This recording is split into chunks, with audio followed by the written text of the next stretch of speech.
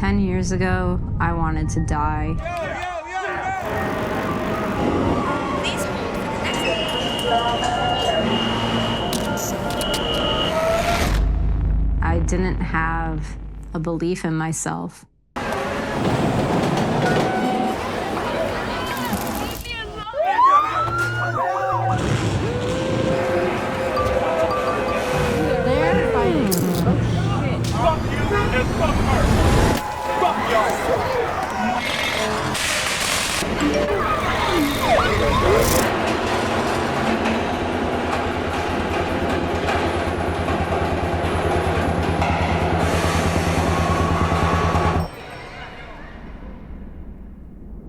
I was on a journey with the intention of finding my forever home. I saw the mountains in the distance, and I just started sobbing uncontrollably.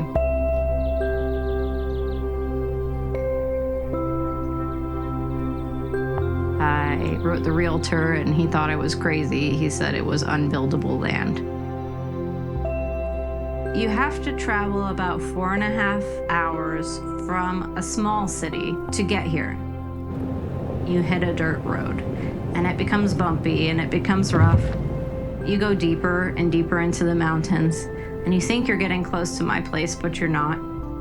And then you finally get to some really rocky roads. I got over 8 flats in the first year. Then you hit a crazy switchback that you feel like you're gonna fall off the edge of. And then you find yourself down in the middle of my valley. It was just pure desert, completely wild.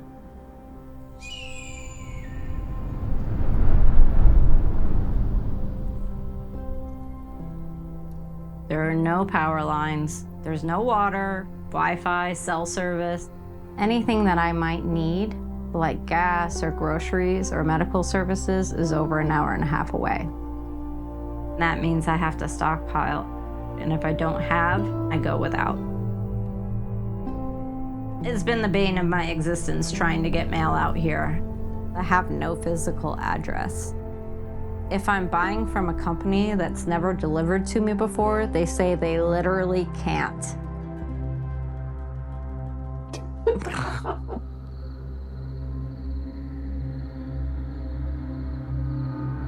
I spent the first 2 years just living in a tent in silence.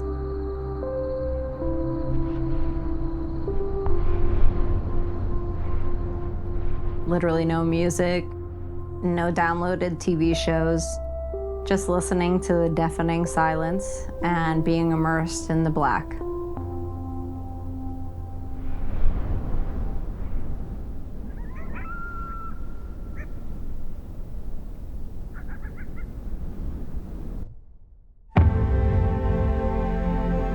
It was very difficult to be separated from my friends and family.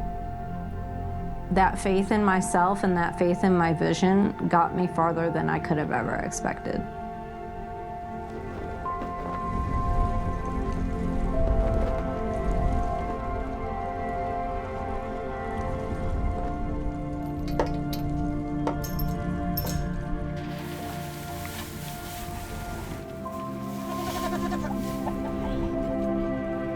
Leave it.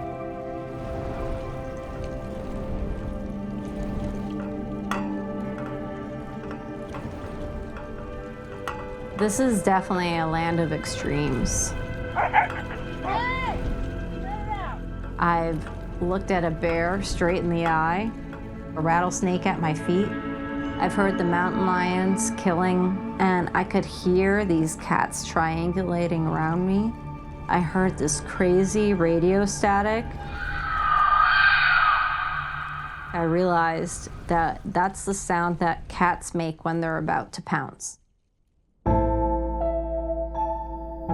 Everything out here bites, and everything out here has poison in it, and it will remind you.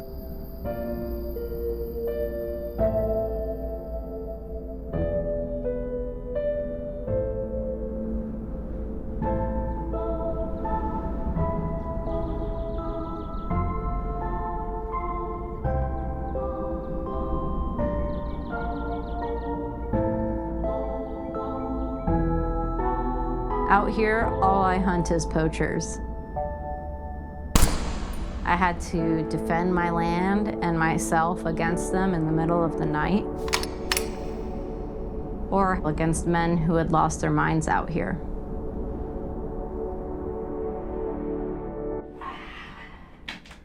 Woo! Excuse me. I had to figure out how to survive and how to build a life even though I had nothing here. No materials, not a lot of money, and absolutely no knowledge of how to build. I didn't even have an outhouse until about a year ago, so for 2.5 years, every morning I was digging a hole.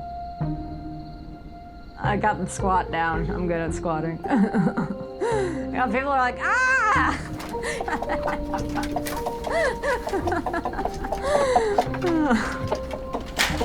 I lived the first 2.5 years out here without any power and without any water. If I leave the water on, I will waste hundreds of gallons of water that I've collected through rain collection or that I've had brought out here. Oh shit, I left the water on. Wasting the most precious resource I have. It was the most brutal thing for me to handle. I only lost like a gallon. Ugh. When you have no power, you have no refrigeration. So I had to be very conscious about what I ate. But now I have a small refrigerator and a freezer. I have a very small 1,000-watt system that I pieced together from used parts. And now I have at least an outhouse, but it's still just a hole in the ground. My first intention was to build a house, and I thought that that would be done by now, but that's only just beginning. I employed the help of my friends. Every little mistake that was made everything that we created so much better. A lot of chaos. Chester. A lot of hard work. There you go.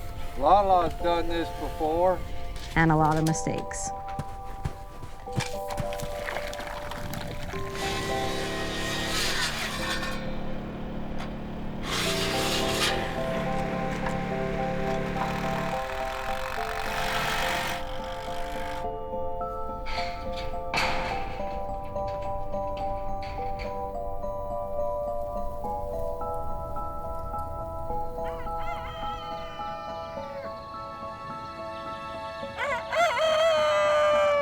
And after I built this little room we're in, I ended up getting 1 million animals and starting a ranch.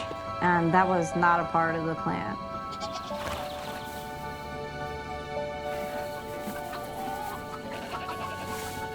I only came out here with my blue heeler, Sula. Hi, Obi. Now I have 15 animals. My 2 huskies. They're 4th generation desert huskies. Getting chickens was a big upgrade because I get about a dozen eggs every 2 days. And then getting Cora was a complete surprise. She became available from a neighboring ranch, and everybody thought I was crazy about taking her. I'm not a horse person, though I am now. She tested me the first day that I had her. It was a beautiful morning when my neighbor's dogs came, and they broke into my corral and chased her out of the fence line. She ran through barbed wire, slitting her throat and her ear and her legs. I spent about a month working on her wounds and healing her and building a bond of trust again. And the goats are probably the funniest thing I have out here. They mess up everything you love. The Corazon behind me. It's the highest peak in this mountain range, and it has a special power to it.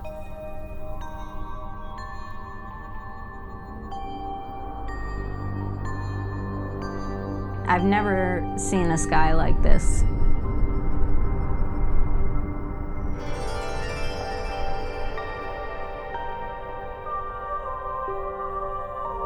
I've never seen stars like this.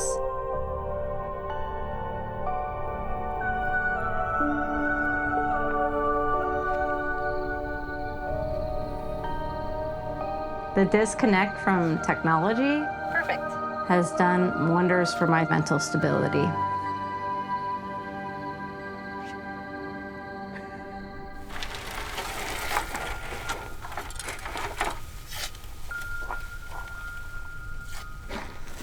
I started to channel all of that energy that I was putting into social media into my own self-worth.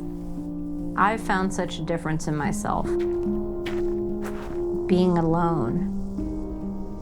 There's a lot of power in that. You're never really alone, you're just by yourself.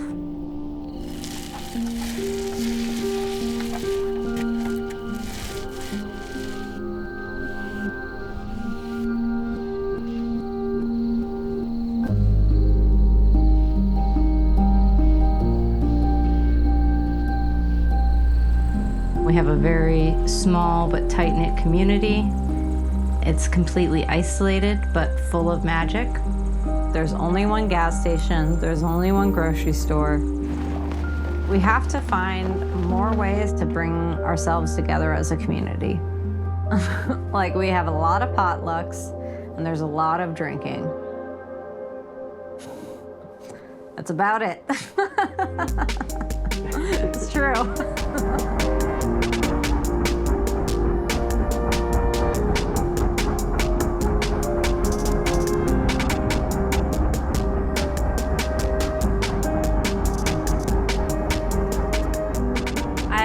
Finally found a place that I feel like I belong in. Most people who live out here, they're more like me. They need a lot of space to grow and to be. But it's also the Wild West. You have to really be cautious about who you become friends with because you never know someone's past.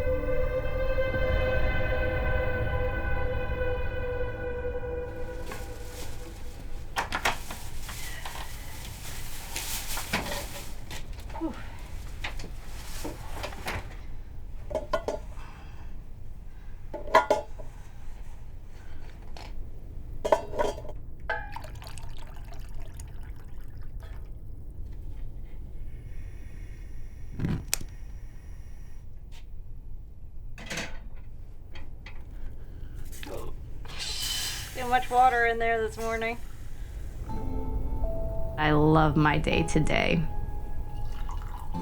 I get up with the sun and go to sleep with the sun. Every day is different, but every morning starts the same. It's building, it's making art, it's running supply runs, it's doing nothing at all.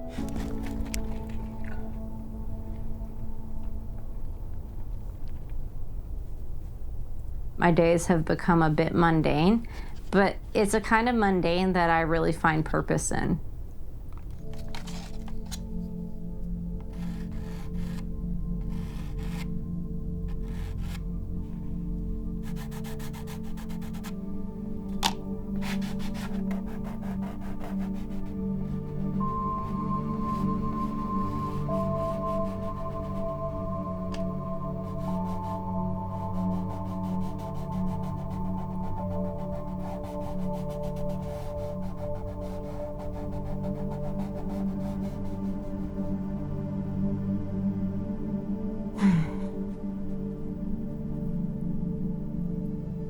My relationship with art is a bit tumultuous.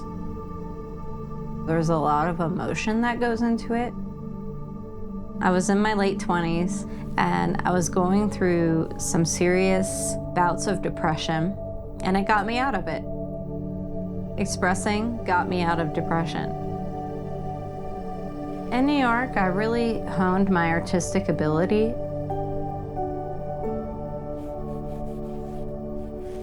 And even though I had a very successful career, I knew I needed something more, which is when I seeked out this place. I would think, I really want to make something that takes me years to create.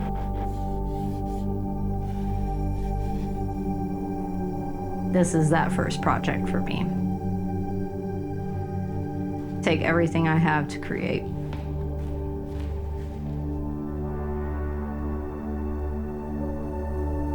When I first got here, everybody thought I wouldn't make it. They thought I was frail and I was weak and I was just, the desert was gonna swallow me whole. And I proved them wrong.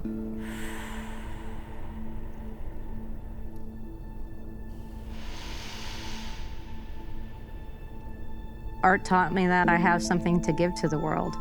And coming here and doing this taught me that I have more than just art. I have this place, I have my experiences to share, and that's what I want to do. The legacy for the land, I want to be a center for other people. Untouched by technology, calm, quiet, open to anyone willing to put in the work to survive here. I feel like I lost something of me out there in the real world, but the experiences that I've had, they've all led me back to my path. In the darkest of hours, there is light. You have to fight for it, but you can find it. And I value life. I don't want to die anymore. That's what art taught me, to fight for life. And this is just another iteration of that.